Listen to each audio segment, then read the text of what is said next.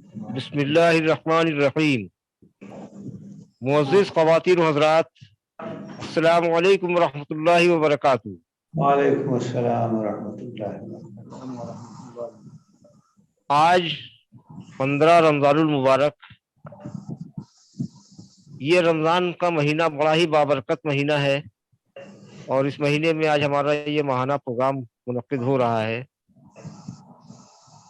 تو رمضان کے مناسبت سے عام طور پر تو ہوتا یہ ہے کہ رمضان کی برکت، اس کی رحمت اور اس کی فضیلتوں کے بیان ہو، لیکن اس رمضان کے مہینے میں تاریخ اسلام نے ایک ایسا دن بھی دیکھا ہے جسے ہم یوم الفرقان کے نام سے جانتے ہیں، یعنی وہ دن جس دن حق اور باطل کا فرق واضح ہو گیا، حق کو اللہ نے حق ثابت کر دیا اور باطل کو باطل ثابت کر دیا، اور وہ دن تھا 17 رمضان المبارک، یعنی جنگ بدر کا دن۔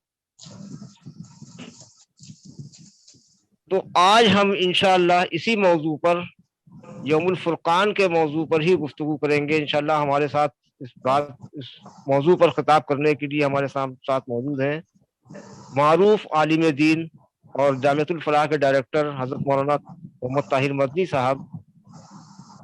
چونکہ مولانا طاہر مدنی صاحب ایک عالم دین بھی ہیں اور ایک بیدار مغز سیاستداں بھی ہیں، لہذا آج کے پرسپیکٹو میں، آج کے حالات کے پرسپیکٹو میں انشاءاللہ آپ بہت سیر حاصل گفتگو ہوگی۔ تو اس سے پہلے کہ ہم مولانا طاہر مدنی صاحب کو زحمت دیں، آئیے پروگرام کا باقاعدہ آغاز تلاوت قرآن مجید اور اس کے ترجمے سے کرتے ہیں۔ تلاوت کے لیے میں مدعو کر رہا ہوں قاری انظار احمد ندوی کو کہ وہ تلاوت قرآن مجید سے اس پروگرام کا آغاز کریں۔ قاری انظار احمد ندوی صاحب۔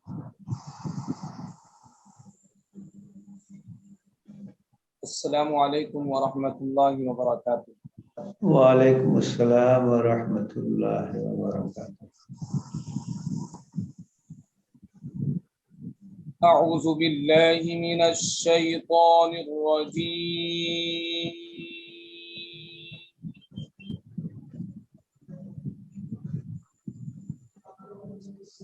بسم اللہ الرحمن الرحیم۔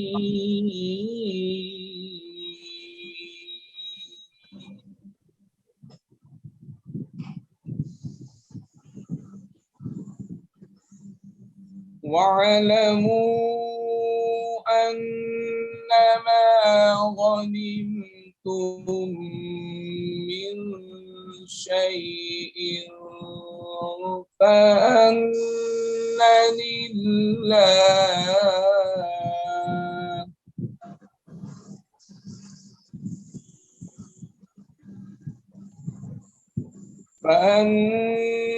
لِلَّهِ خُمُسَهُ وَلِلرَّسُولِ وَلِذِي الْقُرْبَى وَالْيَتَامَى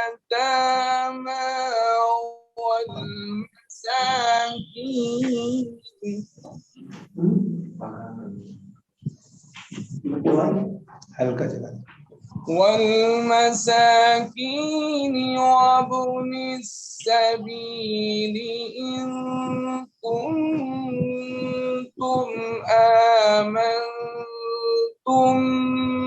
بالله وما أنزلنا على عبدنا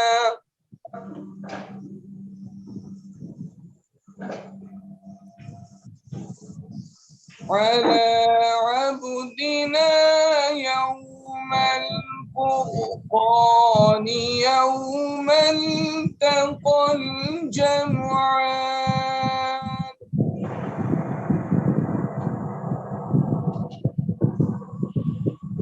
والله على كل شيء قدير.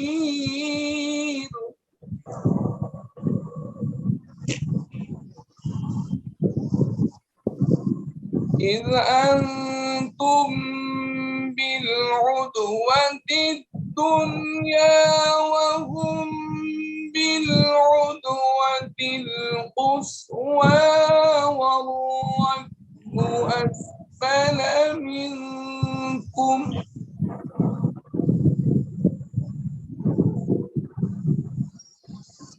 ولو تواعدتم لاختلفتم في الميعاد ولكن ليقضي الله أمرا كان مفعولا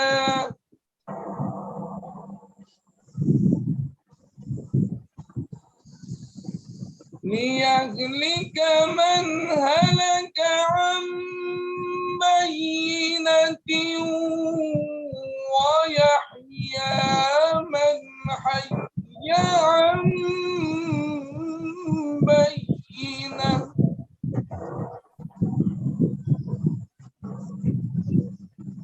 وإن الله لسميع عليم.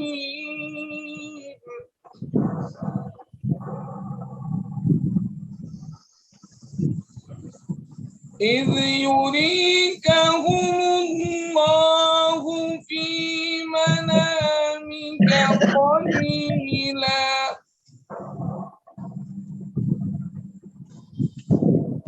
ولو أراكهم كثيرا لفشلتم ولتنازعتم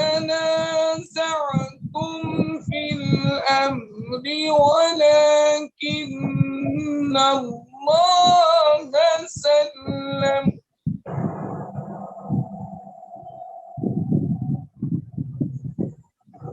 إنه عليم بذات الصدور.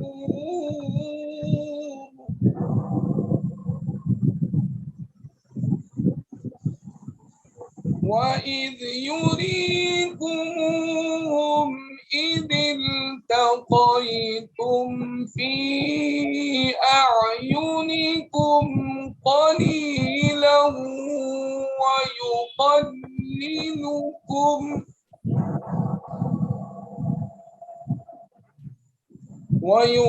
ويقللكم في أعينهم ليقضي الله أمرا كان مفعولا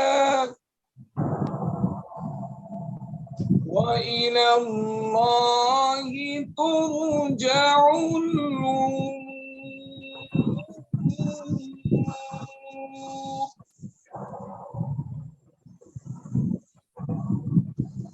يا أيها الذين آمنوا إذا لقيتم فئة واذكروا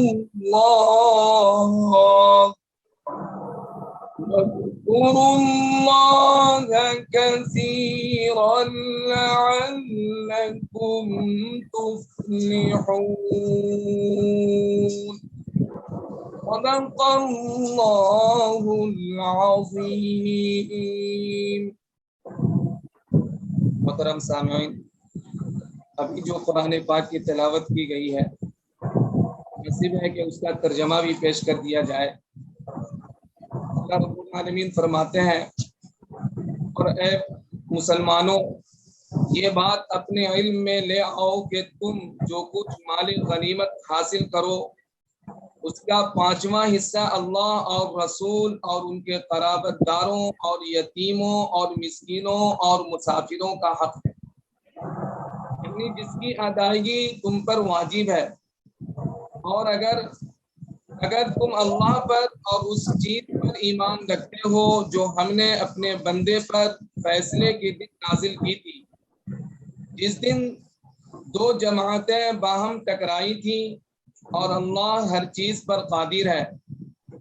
وہ وقت یاد کرو جب تم لوگ وادی کے قریب والے کنارے پر تھے اور وہ لوگ دور والے کنارے پر، اور قافلہ تم سے نیچے کی طرف، اور اگر تم پہلے سے یعنی لڑائی کا وقت آپس میں طے کرتے، وقت طے کرنے میں تمہارے درمیان ضرور اختلاف ہو جاتا، لیکن یہ واقعہ یعنی کہ پہلے سے طے کیے بغیر لشکر ٹکرا گئے، اس لیے ہوا کہ جو کام ہو کر رہنا تھا اللہ اسے پورا کر دکھائے، تاکہ جسے برباد ہونا ہو وہ واضح دلیل دیکھ کر برباد ہو، اور جسے زندہ رہنا ہو وہ واضح دلیل دیکھ کر زندہ رہے، اور اللہ ہر بات سننے والا، ہر چیز جاننے والا ہے۔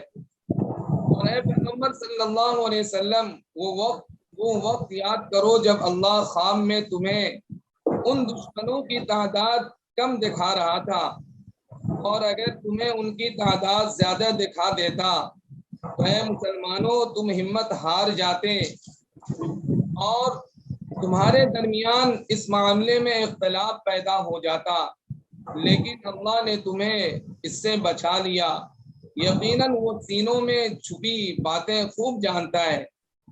اور وہ وقت یاد کرو کہ جب تم ایک دوسرے کے مقابلے آئے تھے تو اللہ تمہاری نگاہوں میں ان کی تعداد کم دکھا رہا تھا، اور ان کی نگاہوں میں تمہیں کم کر کے دکھا رہا تھا، تاکہ جو کام ہو کر رہنا تھا اللہ اسے پورا کر دکھائے، اور تمام معاملات اللہ ہی کی طرف لوٹائے جاتے ہیں۔ اے ایمان والو، جب تمہارا کسی گروہ سے مقابلہ ہو جائے تو ثابت قدم رہو اور اللہ کا کثرت سے ذکر کرو تاکہ تمہیں کامیابی حاصل ہو۔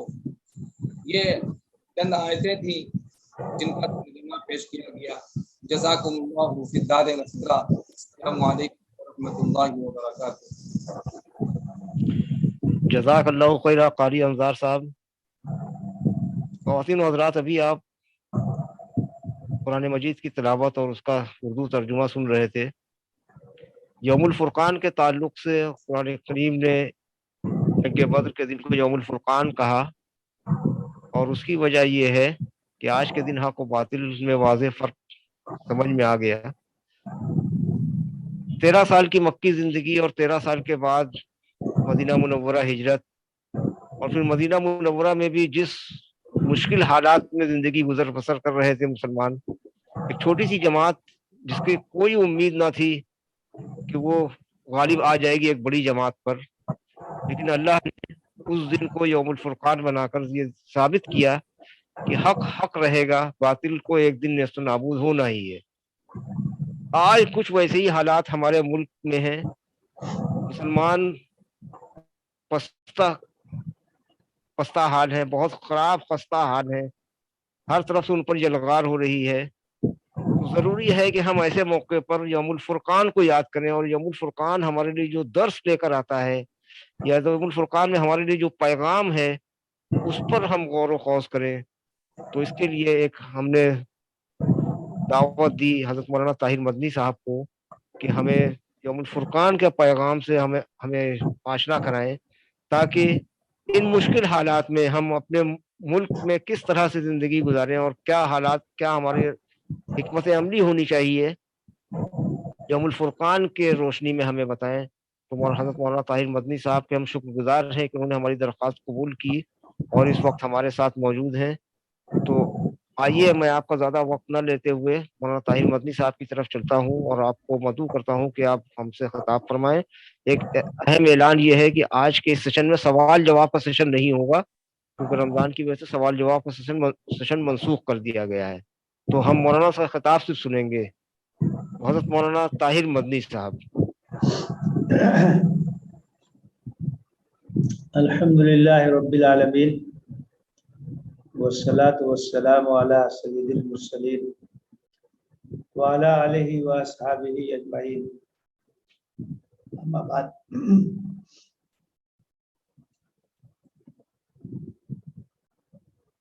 معزز سامعین و سامعات، آج کی گفتگو کا موضوع ہے یوم الفرقان کا پیغام۔ قرآن مجید میں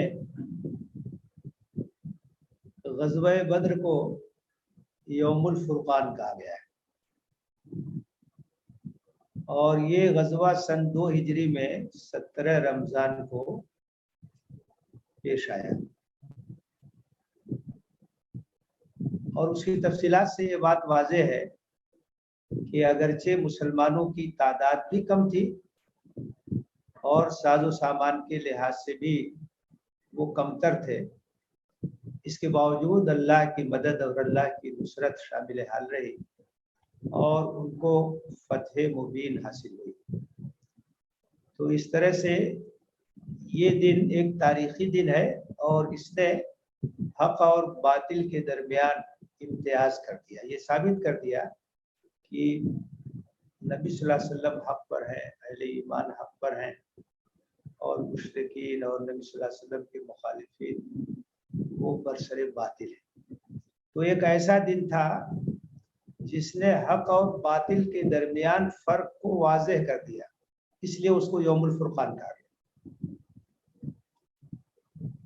اور سورہ انفال میں تفصیل کے ساتھ غزوہ بدر کے حالات پہ تبصرہ ہے اور اس کا تذکرہ ہے، اور جو بہت سارے اس میں عبرت کے سامان ہیں، بہت سارے جو اسباق ہیں، بہت سارے جو پیغامات ہیں، ان کی طرف اشارہ سورہ انفال کے اندر کیا گیا ہے۔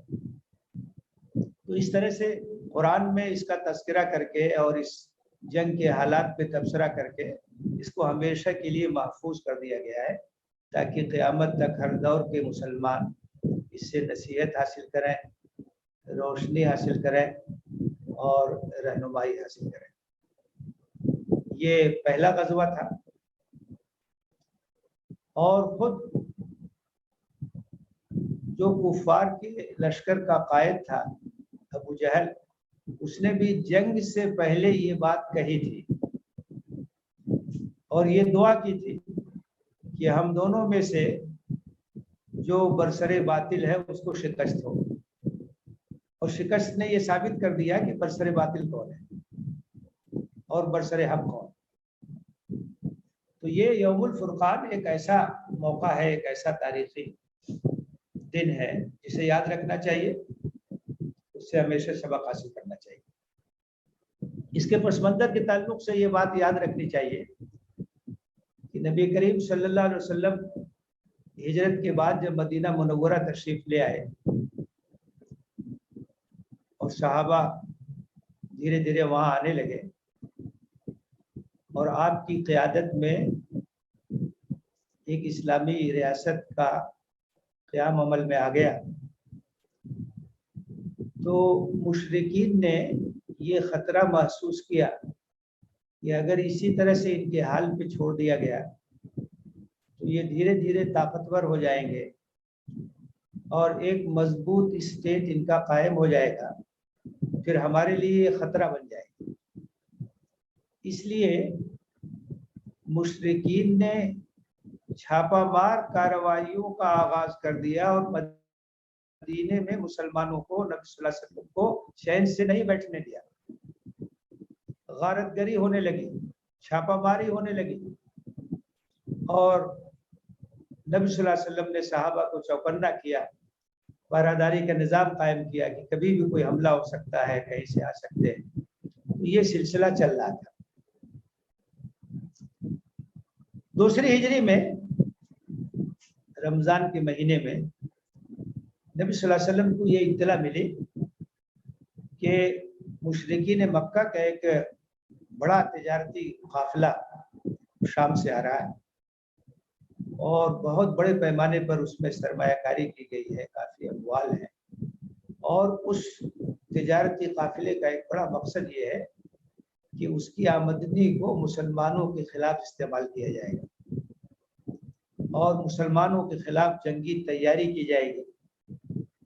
تو ظاہر ہے کہ مسلمان تو برسر جنگ تھے۔ نبی صلی اللہ علیہ وسلم کو جب یہ اطلاع ملی تو آپ نے صحابہ سے یہ کہا کہ کفار کا یہ قافلہ ابو سفیان کی قیادت میں شام سے آ رہا ہے اور اس قافلے کو روکنا ہے، اور ہو سکتا ہے کہ اس کے ذریعے سے اللہ تعالیٰ تمہارے لیے کچھ راستے کھول دے۔ وہ ابتدا میں किसी लश्कर से मुकाबले का मरहला नहीं था। एक तिजारती काफिला जिसके साथ 40-50 आदमियों का हिफाजती दस्ता था, उससे गोया मुठभेड़ होनी थी। इसलिए नबी सल्लल्लाहु अलैहि वसल्लम के साथ तमाम लोग नहीं निकले, एक जमात आपके साथ निकली, सबके लिए कोई निकलना जरूरी भी नहीं था। और इधर अबू सुफियान वो भी हर तरह के हालात पे नजर रखे हुए था और हालात के बारे में मालूमात बराबर हासिल कर रहा था। उसको ये इत्तला मिली कि मदीने से नबी सल्लल्लाहु अलैहि वसल्लम की क़यादत में एक दस्ता काफिले को निशाना बनाने के लिए निकल चुका है। चुनांचे अबू सुफियान ने अपने एलची को फौरन मक्का भेजा और मक्का वालों को इस खतरे से आगाह किया और पूरे मक्के में कोहराम मच गया और वहां फौरन तैयारी हुई एक बड़े लश्कर की, और बहुत बड़े लश्कर के साथ वहां से वो लोग निकले और पूरे साजो सामान के साथ वो भी निकले और उनके जो हलीफ थे जिनसे उनका एग्रीमेंट था वो लोग भी निकले। 1000 से ज्यादा की तादाद में निकले। इधर अबू सुफियान ने चालाकी की कि रास्ता बदल के वो साहिली इलाका से निकल गया। नबी सल्लल्लाहु अलैहि वसल्लम बद्र के मकाम की तरफ जा रहे थे, कुफार का लश्कर भी उधर ही आ रहा था। रास्ता बदल के तिजारती काफिला निकल गया और जब वो महफूज मकाम पर पहुंच गया अबू सुफियान, तो उसने इत्तला भिजवाई अपने लश्कर को कि अब आने की जरूरत नहीं है और हम हिफाजत के साथ निकल आए हैं। लेकिन अबू जहल ने कहा कि नहीं, हम रुकेंगे नहीं, हम बद्र के कुएं पर चलेंगे, वहां चंद दिन हम क़याम करेंगे, वहां मजलिसें कायम करेंगे ताकि हमारी धाक जम जाए। और लोगों ने समझाने की कोशिश की, कुछ लोग वहां से अलग भी हो गए, लेकिन अक्सरियत जो है अबू जहल के साथ रही और वो लोग जो है अपना मंजिल की तरफ आगे बढ़ते रहे। इधर रास्ते में नबी सल्लल्लाहु अलैहि वसल्लम को जब इसकी इत्तला मिली कि काफिला तो निकल गया है और लश्कर आ रहा, उससे हमें मुकाबला करना है, तो उसके बाद फिर रास्ते में आपने मशवरा किया और सहाबा ने इंतहाई जुर्रत के साथ और हिम्मत के साथ इस बात का इजहार किया कि हम आपके साथ हैं और आप जहाँ कहेंगे हम चलने के लिए तैयार है, हर तरह की कुर्बानी देने के लिए तैयार है। उसके बाद अल्लाह के रसूल ने मसरत और खुशी का इजहार किया और बदर के लिए रवाना हो गए। और इस तरीके से फिर वहाँ मार्का पेश आया और मुसलमानों को फतह मुबीन हासिल हुई। इंतहाई बहादुरी के साथ मुसलमान वहाँ लड़े, अल्लाह ताला ने मदद की फरिश्तों के जरिए से, कुफ्फार को जबरदस्त शिकस्त हुई और उनके बड़े बड़े सरदार मारे गए। अबू जहल मारा गया, जिसको अल्लाह के रसूल ने कहा कि इस उम्मत का फिरौन है, वो भी मारा गया। उतबा मारा गया, शैबा मारा गया, उमैया मारा गया, बहुत सारे लोग मारे गए। 70 कुफ्फार मारे गए और 70 कैदी बनाए गए और जो मुसलमान शहीद हुए उनकी तादाद 14 है और बहुत बड़ी तादाद में माले गनीमत भी मुसलमानों को हाथ आया। पहला मार्का था जो इस तरह से पेश आया और मुसलमानों को फतह मुबीन हासिल हुई। और इसके बाद पूरे मदीने में जब खबर पहुंची तो इंतहाई खुशी और मसरत के साथ इसका इस्तकबाल किया और पूरे इलाके में इसके असरात पड़े, क्योंकि इससे वाज़ेह हुआ कि मुसलमान हक पर हैं और मुशरिकीन बातिल पर हैं। तो ये वाक़या तारीख का एक गैर मामूली वाक़या है और इसीलिए इसको कुरान मजीद में यौमुल फुरकान कहा गया है कि इसने फर्क करके, इम्तियाज करके बता दिया। इसके अंदर असबाब बहुत है, इसके अंदर पैगामात बहुत है और इसके अंदर इबरत का सामान बहुत है। इसीलिए कुरान मजीद में बहुत तफसील के साथ सूरह अनफाल में ग़ज़वे बद्र पर तबसरा किया गया और मुख्तलिफ पहलुओं को उजागर किया गया। सूरह आले इमरान में ग़ज़वे उहद पे तबसरा किया गया, सूरह तौबा में ग़ज़वे तबूक पे तबसरा किया गया, सूरह फतह में हुदैबिया का जो वाक़या पेश आया है उसका तज़किरा है, सूरह अहज़ाब में जंग अहज़ाब और ग़ज़वे खंदक का जिक्र है।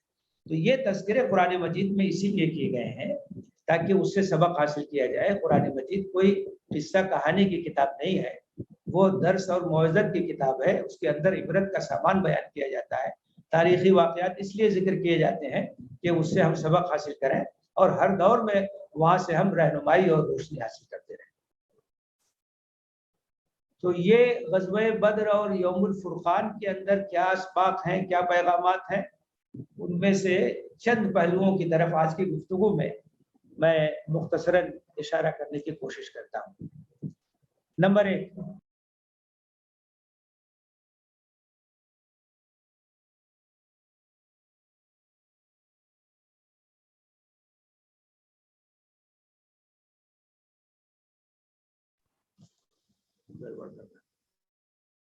چنانچہ صرف 2 گھوڑے تھے مسلمانوں کے ساتھ اور اونٹ بھی کم تھے۔ مسلمانوں کی تعداد 300 سے کچھ زیادہ تھی اور صورتحال یہ تھی کہ ایک اونٹ پر 3 آدمی باری باری سواری کرتے تھے۔ اب اس میں ہمیں ایک چیز یہ ملتی ہے کہ نبی صلی اللہ علیہ وسلم نے اپنے آپ کو الگ نہیں کیا، بلکہ آپ بھی اسی طریقے سے 2 آدمیوں کے ساتھ ایک اونٹ پہ باری باری سواری کر رہے تھے۔ آپ کے جو ساتھ تھے وہ ایک تو حضرت علی بن ابی طالب تھے اور دوسرے ابو لبابہ رضی اللہ تعالیٰ عنہ تھے۔ تو اسے بات ملتی ہے کہ قائد کو عام لوگوں کے ساتھ مل کر کے ہر چیز میں شریک ہونا چاہیے، کوئی امتیاز اپنے لیے الگ سے نہیں رکھنا چاہیے۔ ورنہ نبی صلی اللہ علیہ وسلم بہت آسانی سے ایسا کر سکتے تھے کہ اپنے لیے ایک اونٹ خاص کر لیتے، لیکن آپ نے کہا کہ نہیں، جس طرح سے ہر اونٹ پر 3 آدمی ہیں اسی طرح سے میں بھی ایک جماعت کے ساتھ شریک رہوں گا، اور باری باری سوار ہوتے تھے پھر پیدل چلتے تھے۔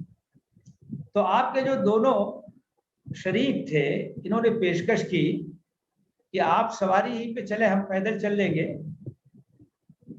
تو نبی صلی اللہ علیہ وسلم نے ان کو جواب دیا، ما انتما باقوا منی ولا انا باغنا عن الاجر منکما، نہ تو تم دونوں مجھ سے زیادہ طاقتور ہو، تم بھی پیدل چل سکتے ہو، میں بھی پیدل چل سکتا ہوں، اور جس طرح سے تمہیں اجر کی ضرورت ہے مجھے بھی اسی طرح سے اجر کی ضرورت ہے۔ ہم میں سے کوئی بھی اللہ کے اجر اور فضل سے مستغنی نہیں ہے، سب ضرورت مند ہے، اس لیے میں بھی اس میں شریک رہوں گا۔ تو یہ ایک سبق ہے کہ قائد کو عام لوگوں کے ساتھ مل کر کے ہر چیز میں شریک ہونا چاہیے اور اپنے لیے کسی امتیازی سلوک کا خواہش مند نہیں ہونا چاہیے۔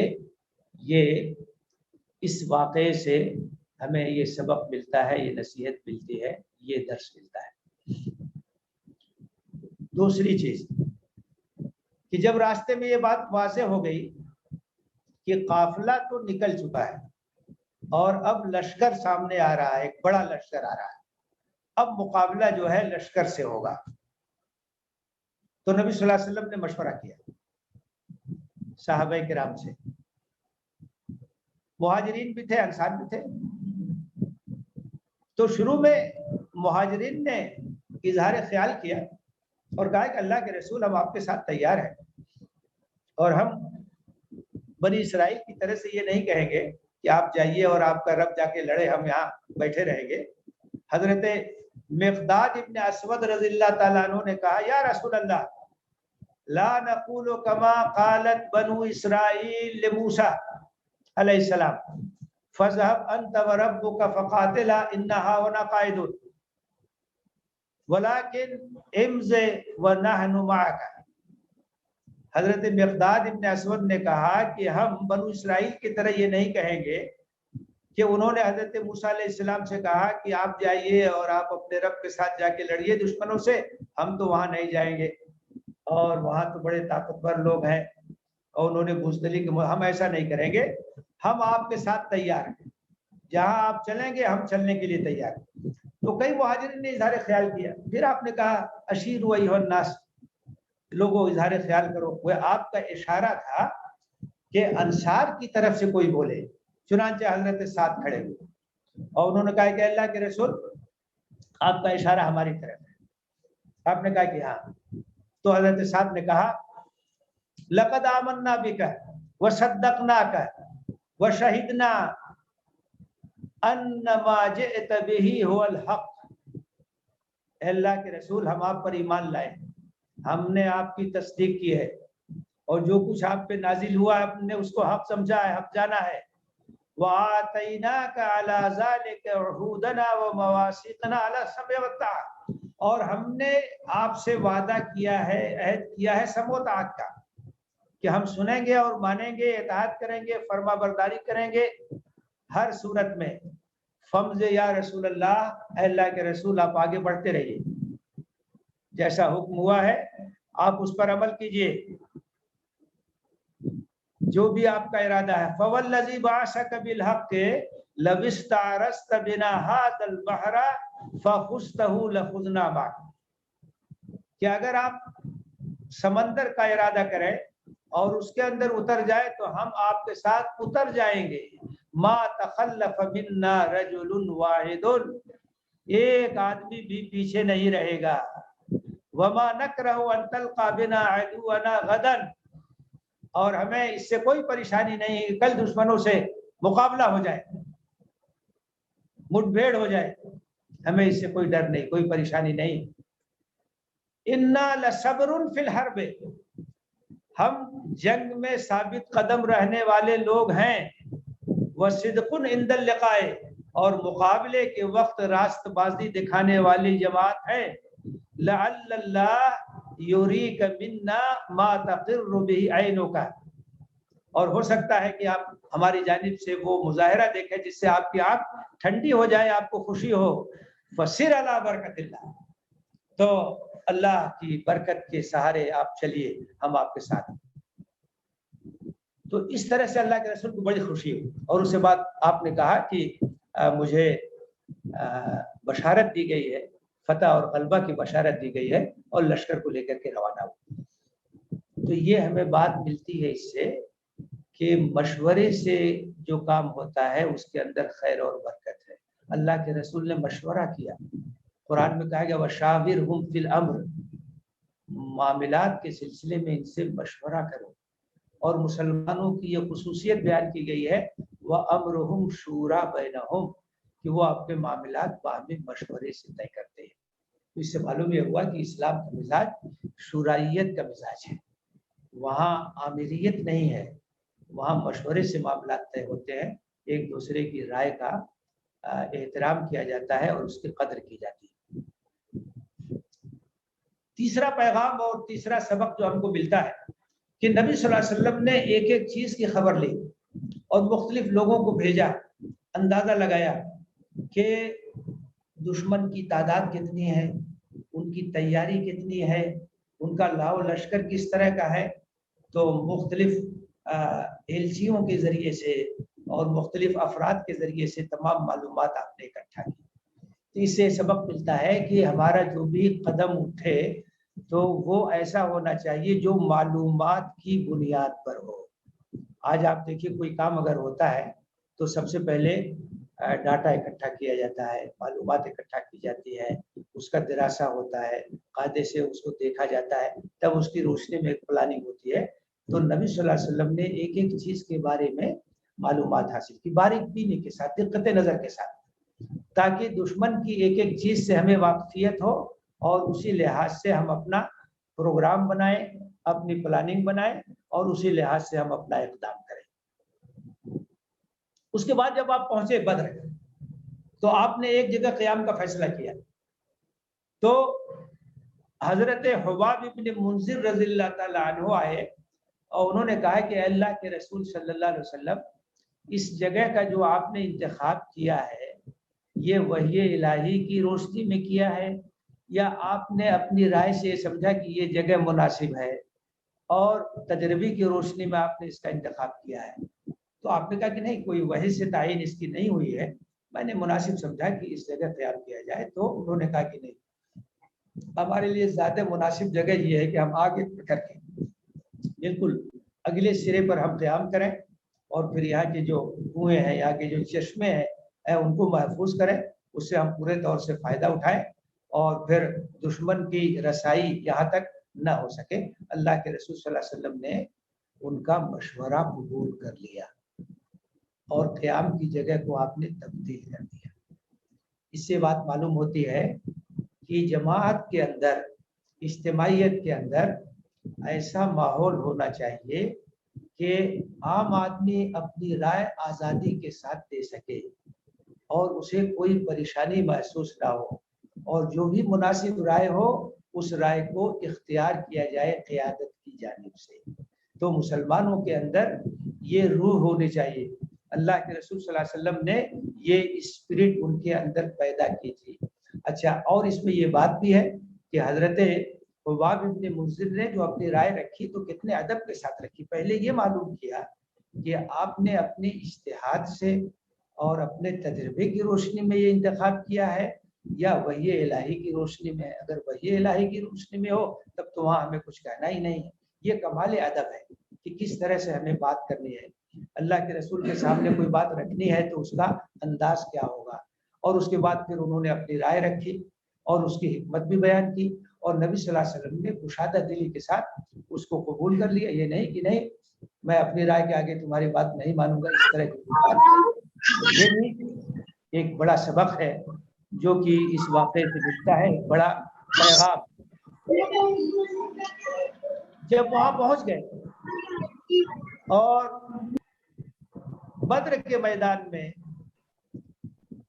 فوجوں کی ترتیب وغیرہ ہونے لگی، سامنے دشمن آ گئے، تو صحابہ کے مشورے سے نبی صلی اللہ علیہ وسلم کے لیے ایک ٹیلے پر ایک عریش بنائی گئی، ایک چھپر بنایا گیا کہ نبی صلی اللہ علیہ وسلم یہاں رہیں گے، اور ایک بلند جگہ ہے، یہاں سے آپ پورا مشاہدہ بھی کریں گے اور یہاں آپ کی حفاظت کی جائے گی۔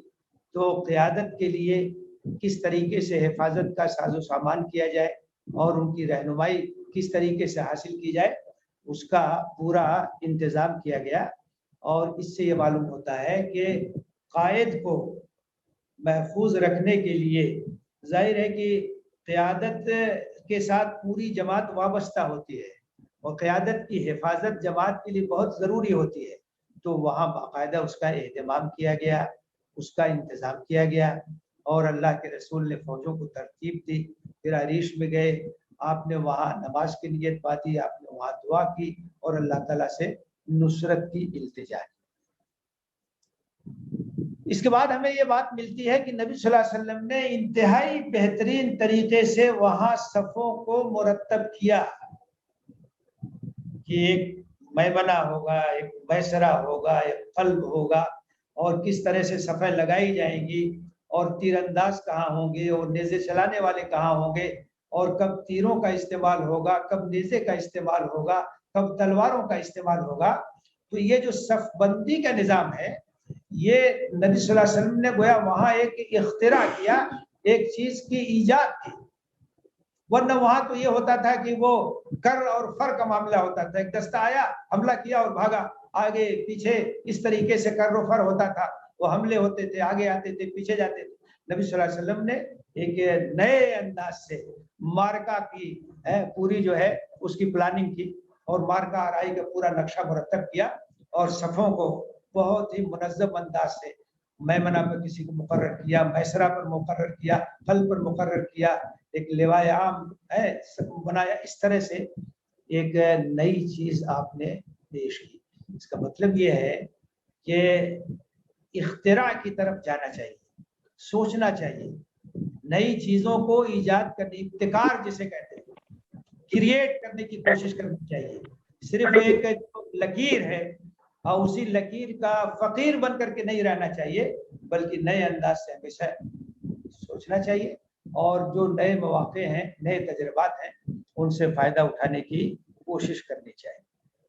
اس کے بعد جو بات ہمیں ملتی ہے کہ تمام چیزیں جب آپ نے مرتب کر لی، جو اسباب تھے سب آپ نے اختیار کر لیا، تو اس کے بعد پھر آپ نے انتہائی الہا کے ساتھ، تضرع کے ساتھ، آہوزاری کے ساتھ آپ نے اپنے ہاتھ اٹھائے، آپ نے دعا کی اور اللہ تعالیٰ سے مدد کی بھیک مانگی، اور آپ نے یہ کہا کہ یہ جماعت اگر اے اللہ ہلاک ہو گئی تو پھر اس سرزمین پر تیری عبادت نہیں ہو سکے گی، تیرا پیغام لے کر کے آگے کوئی نہیں بڑھ سکے گا۔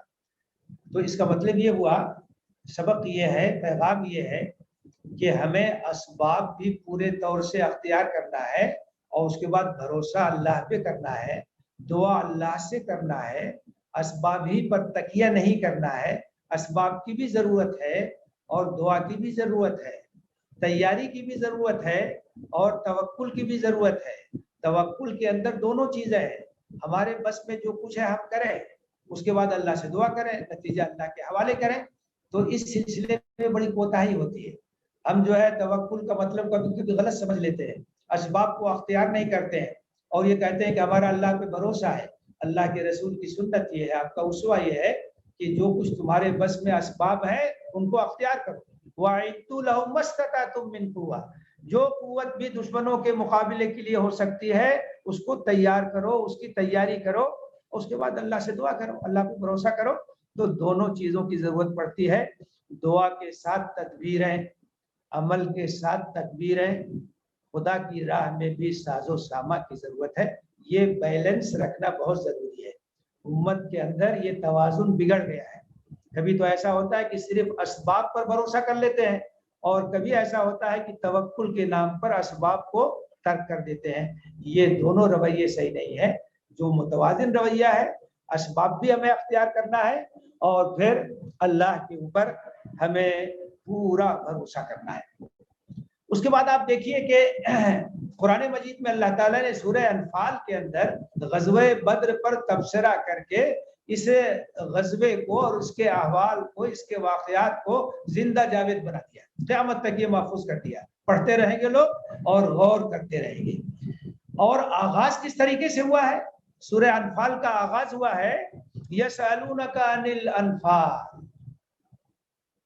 مال غنیمت کے بارے میں کچھ اختلاف ہو گیا تھا، پہلا مارکا تھا، مال غنیمت اتنی بڑی تعداد میں آتا ہے تو کچھ اختلاف ہوا تھا رائےوں کا، تو وہیں سے آغاز ہوا کہ یہ انفال کے بارے میں، مال غنیمت کے بارے میں پوچھتے ہیں۔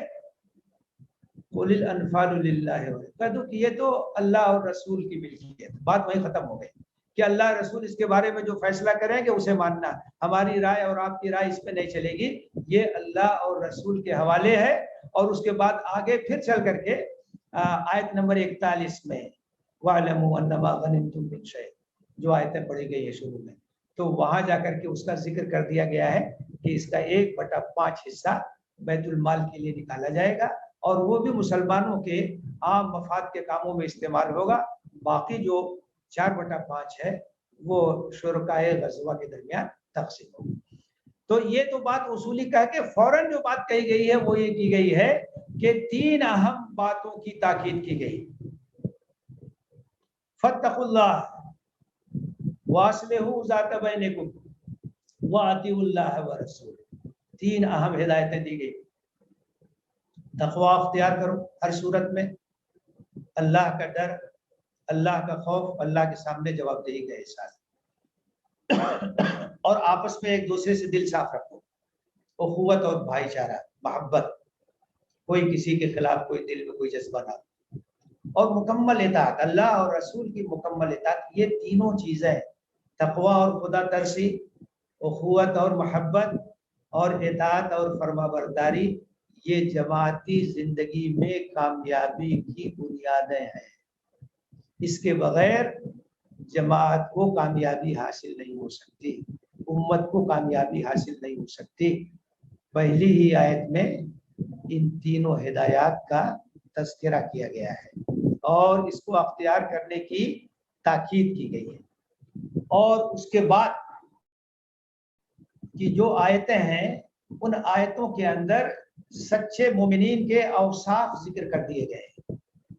انما المؤمنون الذين اذا ذكر الله وجلت قلوبهم واذا تليت عليهم آياته زادتهم ایمانا۔ کہ مومن کون لوگ ہیں؟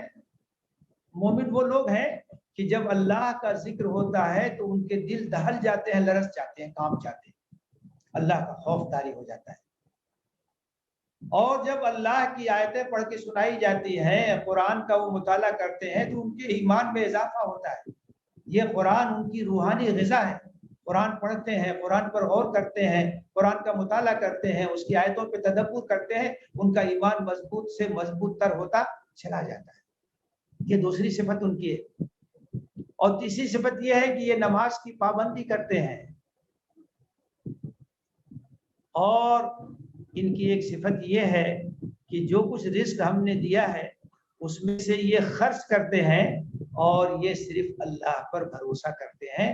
فرمایا کہ یہی سچے مومن. ایک آئینہ رکھ دیا گیا ہے کہ اس میں اپنی تصویر دیکھو. 5 بنیادی صفات کا ذکر ہے. ایک یہ کہ جب اللہ کا ذکر ہو تو مومن کا دل رس جاتا ہے. دوسرے یہ کہ قرآن کے ذریعے سے اس کے ایمان میں اضافہ ہوتا ہے. تیسرے یہ کہ مومن صرف اللہ پر بھروسہ کرتا ہے. اور چوتھے یہ کہ مومن نماز کا پابند ہوتا ہے.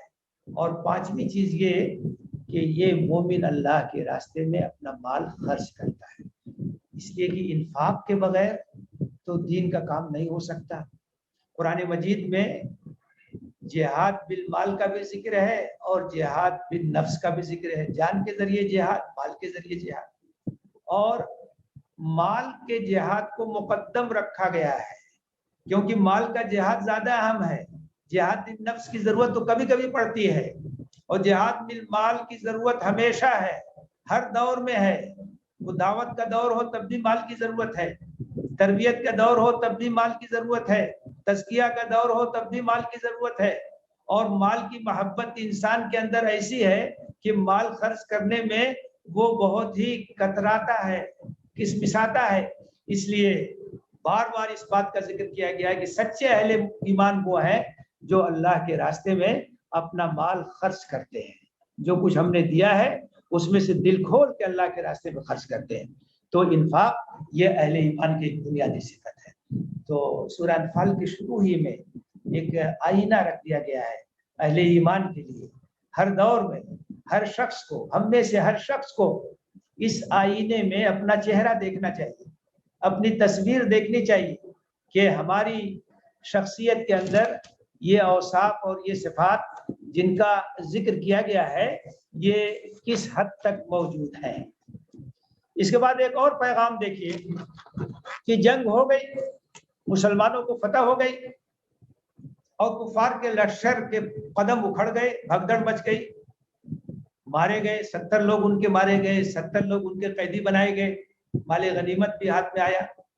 تو جو قیدی بنائے گئے تھے ان قیدیوں کے ساتھ اللہ کے رسول صلی اللہ علیہ وسلم نے انتہائی اعلیٰ درجے کے حسن سلوک کی تاکید کی.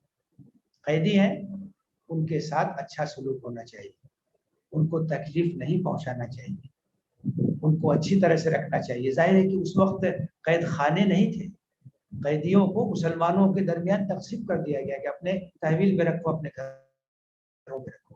انہوں نے اچھے طریقے سے ان کا رکھ رکھاؤ رکھا, ان کی ضروریات کی تکمیل کی, ان کے ساتھ حسن سلوک کیا.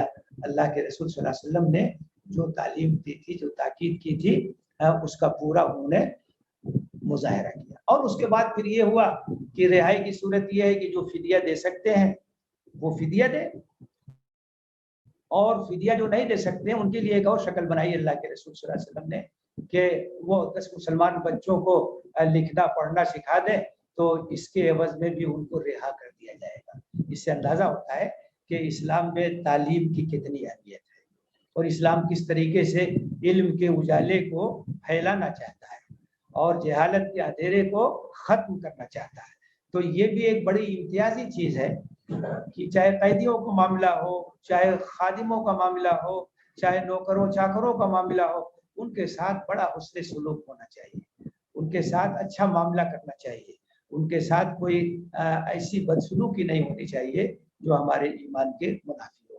تو غزوہ بدر کے حالات کے پس منظر میں جب ہم یہ چیز دیکھتے ہیں تو یہ ایک سبق ہے, یہ ایک پیغام ہے, اسے بھی ہمیں اپنے سامنے رکھنا چاہیے.